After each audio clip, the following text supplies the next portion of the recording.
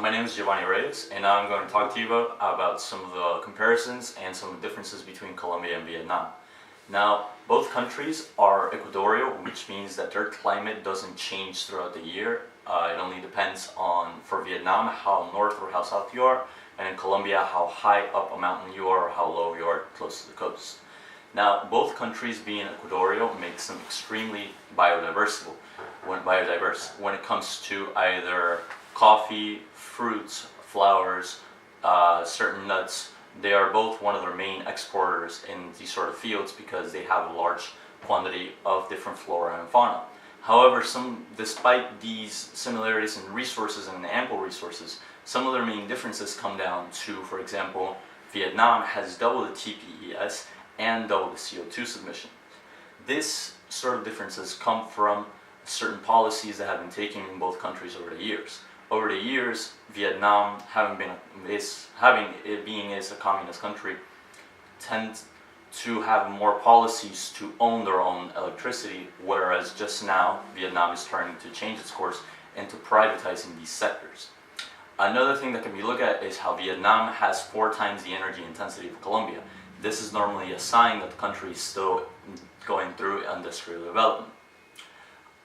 And also, one of the main things that makes the energy intensity in Colombia smaller is because now Colombia also exports a lot of their energy when it comes to coal, especially. Now, another thing about Colombia is that only 50% of the land is used for living. The rest of the 50% is all jungles covered by the Amazon. And about only 27% of the landmass holds the total population, which are people that live in cities in certain valleys of mountains or on mountain tops. This makes Colombia an even more biodiverse, and their policies reflect this, as 72% of the total Colombian landmass is considered to be protected by the government.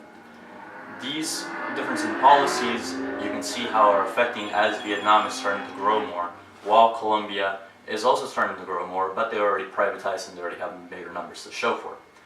Another main point that I would like to point out about Colombia is that they are the 4th biggest coal exporter in the world, but their energy consumption in Colombia hardly uses up coal. This is because the main centers where the coal is gotten is in an area called La Guajira, which is one of the poorest places in Colombia, and this is because all of the coal that is mined there and all of the coal that is stripped there comes from getting stripped by private international companies. So this money and this energy isn't going to the people of Colombia itself, and they are also overtaking the land.